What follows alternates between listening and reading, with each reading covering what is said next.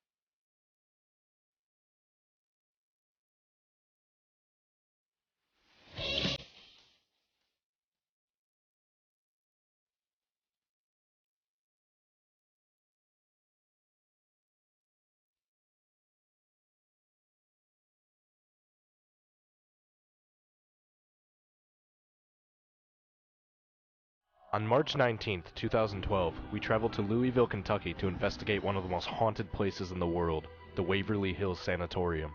Originally, the Waverly Hills Sanatorium was a wooden two-story frame building that was constructed in 1910. In 1924, construction began on the massive Gothic-style sanatorium that stands today, and was completed in October of 1926. This giant U-shaped building was specially designed and constructed to capture the strong southeast wind. It was believed that plenty of sunlight and fresh air was the best treatment for the disease known as tuberculosis.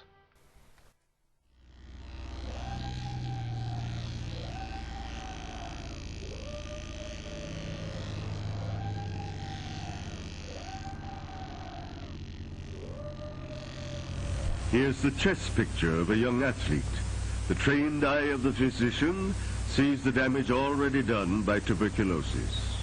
The death rate has gone down, true, but 70,000 tuberculosis victims still march to their graves each year, and many more are disabled.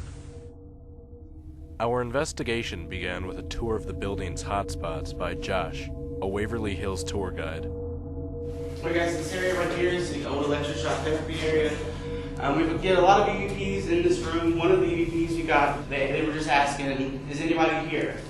They of course heard nothing. Later that night they reviewed some of their footage and they got a voice come back and said, well, why are you here? Also located on the first floor is the morgue. Patients that died from causes not believed to be tuberculosis were taken to the morgue to have autopsies done on them.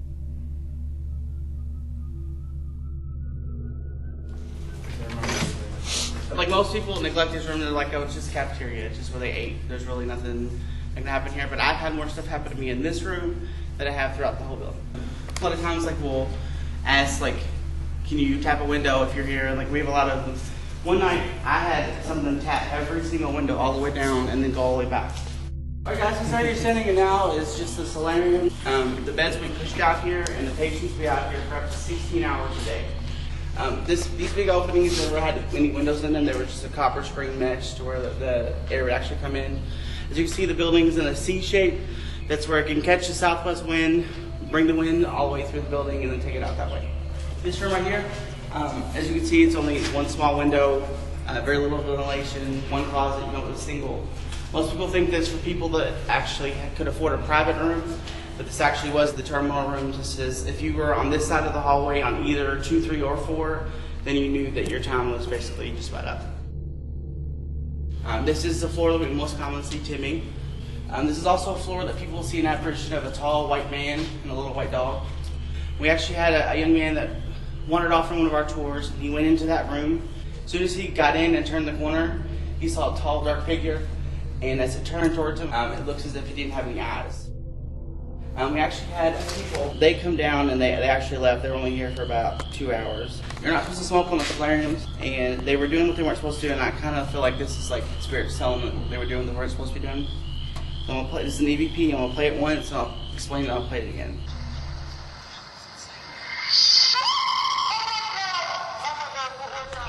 Okay, when you hear, oh my God, that's when the real person starts. All that before is not.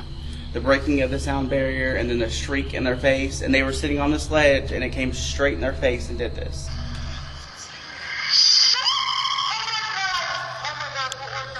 I think it was kind of like telling on us, like it wanted us to know we were doing what we weren't supposed to be doing. Alright guys, this is the 4th floor. 2 things that frequent on this floor is one is the crawler, which it's usually on the wall and it comes down and then it comes towards you, but usually when it gets about 2 feet away from you, it dissipates, it's gone. Another one is big black, and it's actually seen throughout this whole floor, and I mean it just engulfs the whole hallway. There's no light or anything that penetrates it. Usually people run from it. I haven't run from it when I've seen it twice. Alright guys, you see this is the main OR. But 2 of the major procedures were done in here. One is pneumothorax, which is where they insert a needle into the lung, deflate the lung, and give it time to heal, and they would actually do it back and forth to the right and the left. Another one is thoracolplasty, which is where they would cut you from the base of your neck all the way down your back, around both sides of you, opening you up like a door and sawing out up to 7 ribs. And there was only 5% survival rate, and if you did make it, if you were the lucky 5%, you were in this angle for the rest of your life. My thoughts is that that's kind of like what the crawler is. You know, he didn't have anything to support himself, so he's in that position the rest of his life. Alright guys, you see this is the 5th floor. This is 502. There was a nurse that was found hanging outside of this room, around this area. She was pregnant by a married doctor on the hill. Of course, in the 20s, this is a no-no. She tried to perform the abortion herself. She aborted the baby. The reason we know that it was in this room is because it was found on the 5th floor well system on the property.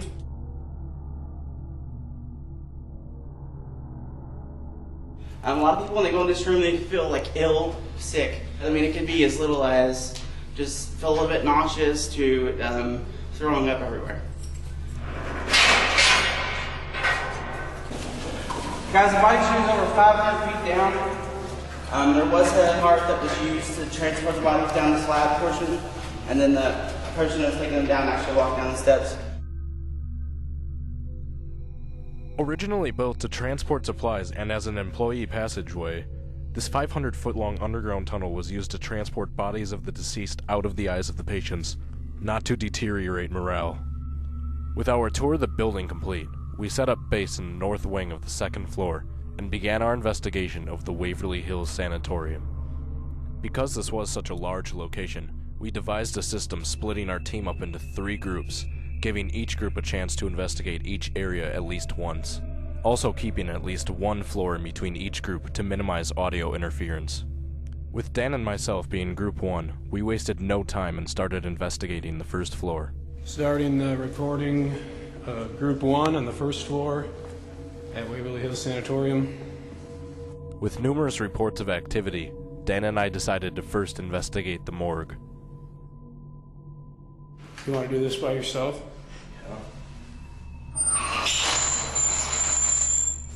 I'm gonna get set up by myself. We believe that spirits feel less intimidated communicating with us when faced with Dan or myself individually, as opposed to if we were both together.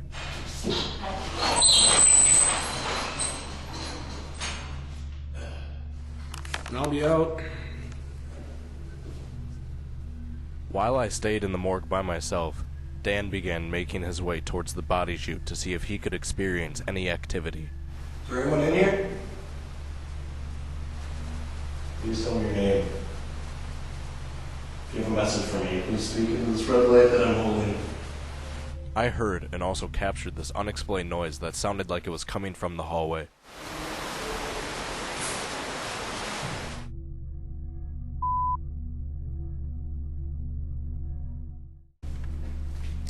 Well, this is actually the way to the body chute, which I think is still open. I'm not going to go in right now, but yeah, it was me echoing. We'll walk to the entrance.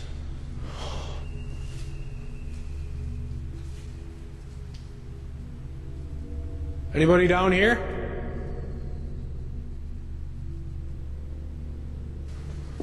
Just got a really kind of weird feeling when I walked up to the door. Sudden feeling. Back in the morgue, I just heard and captured another shuffling sound very similar to the first one, only this time it was much louder, and it sounded like it was coming from right outside the door. Fred. Shortly afterwards, Dan returned to the morgue and we decided to switch places. Alright, so right now Dan's in the morgue by himself, and I'm heading to the lobby to see if I can get any activity. Was this your final resting place? Alright, so right now that flashlight is set up to where if you just touch it really slightly, it'll turn on. Please turn on that flashlight. Is that you that just knocked, or was that a creak? You at least knock if you want me to leave, because you're not turning the flashlight on, so I'm not sure if you want me here or not. If you want me to leave, that's fine, just knock so I can know. But if you want me to stay, turn on this flashlight.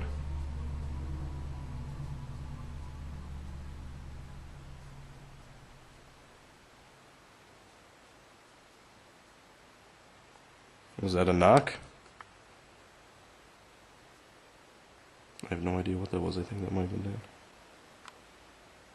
Gonna go check. Oh, sorry. The flashlight just went on. Alright, so you want me to stay? This flashlight was set up with the end partially unscrewed to where it would go on only if you physically touched the end. And with myself being the only person in the area and remaining completely still, the flashlight turned on by itself. Back in the morgue, Dan's digital voice recorder just captured an intelligent response to a question he asked out loud, wondering what a buzzing sound he heard was. What the hell was that? Probably an insect or buzzing. Guess what? Flashlight turned on by itself. That one? Yep. With Dan hoping to witness the phenomena that I just witnessed, we set the flashlight up again. If there's anyone in here, can you please turn that flashlight on by tapping it? Or you could move one of these body tables. Do something to make us know you're here. Please turn that flashlight on. Just by tapping it, that's all you have to do. Just a little tiny bit. Try it. As hard as you can.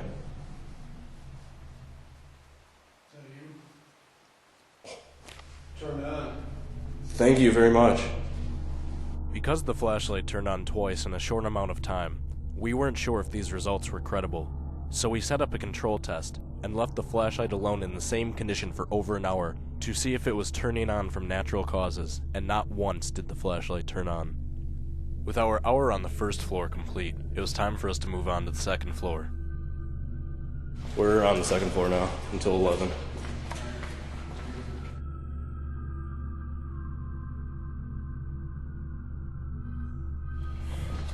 Is there anyone in here? Everybody in this room.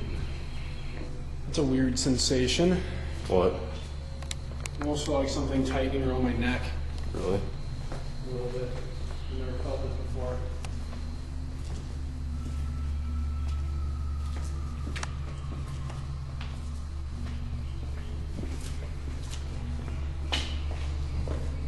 Something in here? Oh my god. Did this happen to you? Yep. I had seen a pair of disembodied shadow legs walking parallel to me in the solarium. At first, I thought it was a reflection of my own legs, until I remembered that there was no glass in the windows. We tried debunking the phenomenon by rewalking our paths to see if the legs were shadows being cast by either one of us, but we were unable to replicate what I had seen. I guess I saw you before. Can you come up and talk to me now?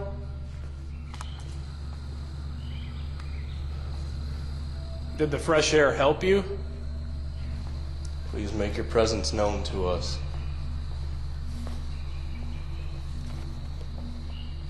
Come on, you guys had to be really strong. been able to endure what you did in your life. You want to go down to that end? Sure. It's going opposite ends. Yeah. Because of the amount of activity we received while split up on the first floor, we decided to split up once again.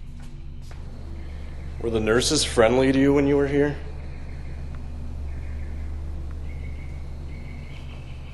Do you remember how old you were when you passed away?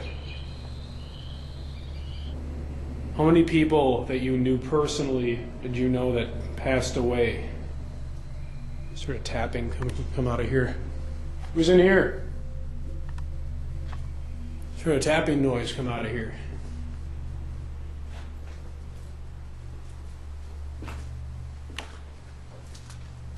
There it is again. Who's in there? Or what's in there? There's someone in this room with me right now?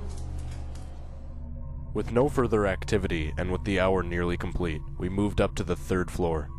At the end of the hour, when we were meeting up to regroup in the lobby, Mike, one of the investigators, was telling us how he just captured a disembodied breath in the operating room. Here's the audio from his recorder. Or the other one, where like you were first laying, where they put the needle right in there and deflated the lung. Shh. Did you hear that? After listening to Mike's recording, we then continued on with our investigation and headed to the third floor.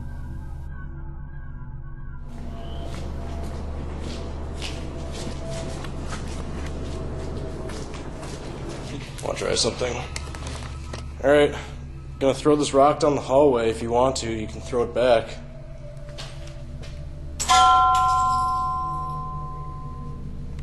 You throw it back to us? Can you throw something at us, like I just did? There's not much wind in front of the camera. Okay.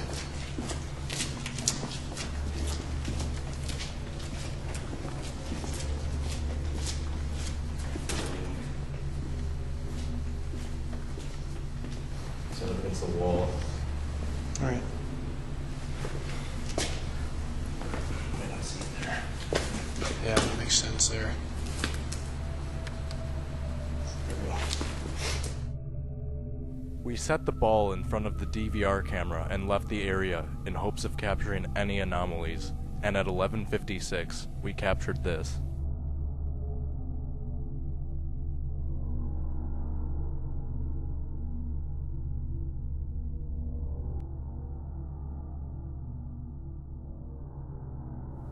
During the course of this 40-minute long continuous shot, the ball does not rock once, even slightly, arguing the possibility that this could possibly be wind. We believe that if this could have been wind, you would see the ball rocking at least slightly during these 40 minutes, but as you can see, it remains completely motionless until it takes off by itself and rolls into another room. We have no explanation for this.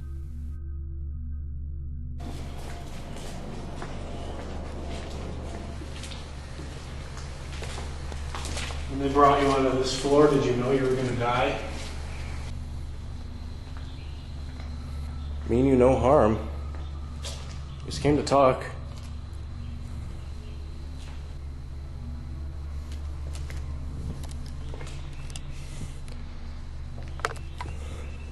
I bet everyone asks this out of you.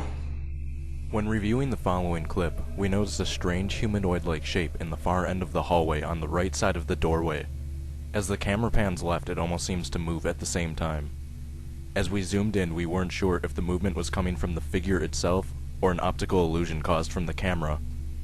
When researching online, we found this photograph that shows a similar figure in what appears to be the exact same spot. When studying the two photographs side by side, we eventually noticed that it was the same figure in the exact same spot. This discovery led us to two possible conclusions. Either we, and whomever captured this other photograph, captured a similar figure in the exact same spot, or we both mistook the same pattern on the wall for being a possible paranormal anomaly. Because of time constraint, we decided it would be easiest for each group to visit each floor at least once by combining floors 4 and 5 into the same hour.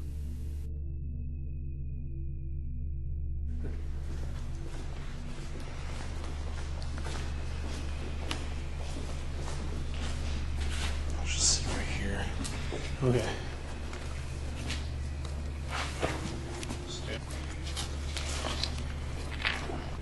Is who everybody refers to as the creeper a lung or a rib removal patient? Could have swore I just saw something move across the ceiling, like just in the corner.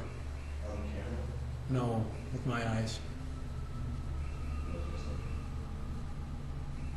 Was that you, creeper? Are you up here with us? So I want you now to come over by where we are and show us you're here. I'm reasonably sure I saw something that might be you on the ceiling up there earlier. Who's down this hall? Hearing something down that hall. Wish I know. Come with me. I'm going to check out these noises I keep hearing down this hall, because they're getting harder and harder to ignore. Unable to locate the source of the noises Dan was hearing, we moved our investigation to the operating room.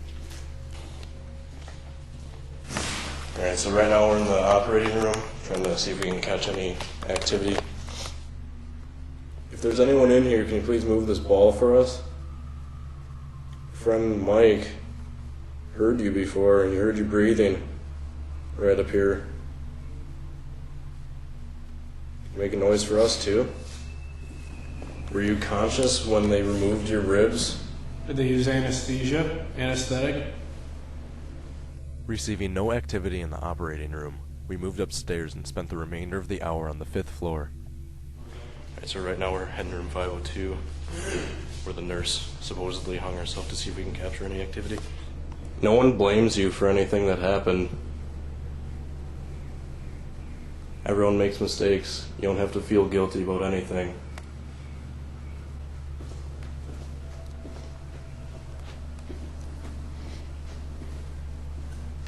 This is a small kids ward.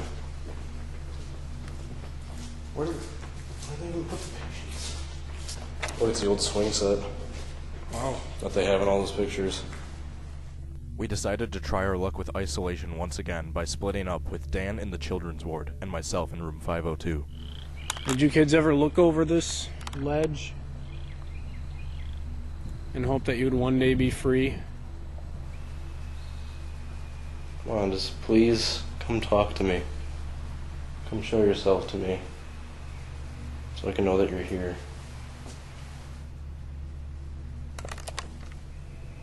Thought I just heard footsteps out here.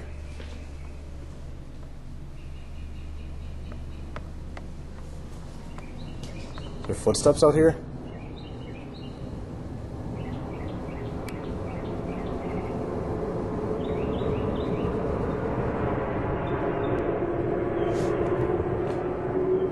With the hour complete, Dan and I met back together for one final view of Louisville from the top of the sanatorium.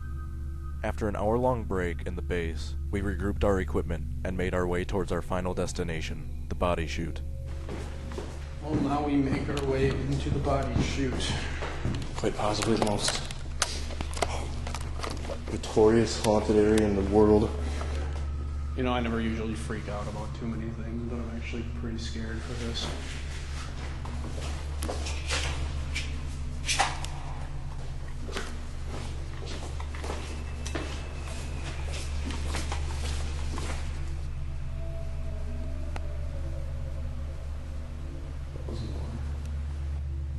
If you're down here, could you let us know you're down here somehow? Figuring there'd be little radio interference in the thick concrete tunnel, we tried a ghost box session, but didn't receive any unusual responses. What year were you born?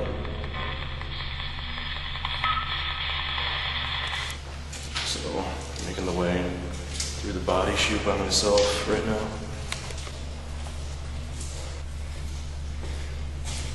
Alright. At the top. Yep, I see you. Down here by myself, so... Who am I down here with? Anyone I was talking to before? Here, well, Dan, John's making us pass through the body chute. I'm gonna go to the electroshock therapy room by myself, see if we can capture any EVPs. Guess that right there. Don't be afraid if you're afraid of me. If there's anything you want to say to me, please do so. Receiving no responses in the electroshock therapy room, I went back to the body chute, and Dan and I decided to try the flashlight experiment one more time. Alright, that's the closest it's gonna get. If it works with this one, it's foolproof though. Alright. Who's ever down here, nudge that light a little bit and it'll probably turn on if you want. Just nudge that light a little, like that.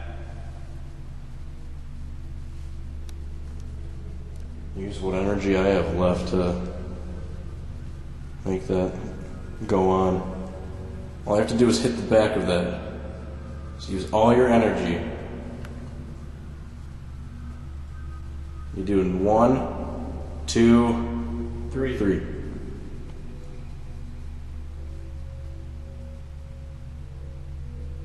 Alright. You probably... Went on. Good job. Thank you. Try to pull on the front now to make it go off. There you go. Yeah, keep pulling. Almost got it. Use all your energy. Dude. My battery was just at 80 minutes. It's empty. So you're using his battery to try and do that? Thank you. You're doing what we told you. That's what we wanted. Try mine. There's a lot more juice in there. Camera just shut off. Just at 80 minutes, like 2 minutes ago. Alright, I still got this. Alright, well regardless, we still have to get going like in a minute, so if you can shut that off, that would be awesome. If not, you still did a great job anyway. Yes. Alright, well thanks for communicating with us. We're gonna get heading out now. And so ends our investigation. A very successful one. We came to Waverly Hills with questions, and though many were answered, many more remain. Is there life after death? Can the dead communicate with the living? Does the mind live on once the body has perished? One thing was certain. This location is a breathtaking piece of history that didn't disappoint. This building remains the final resting place of thousands of victims fallen plagued to a terrible disease. We owe everything to the brave souls lost in this terrible epidemic. Without their sacrifice, there might not be a cure today. We hope that one day these souls can move on, leaving the structure that once was a monument to death and disease, calm and peaceful.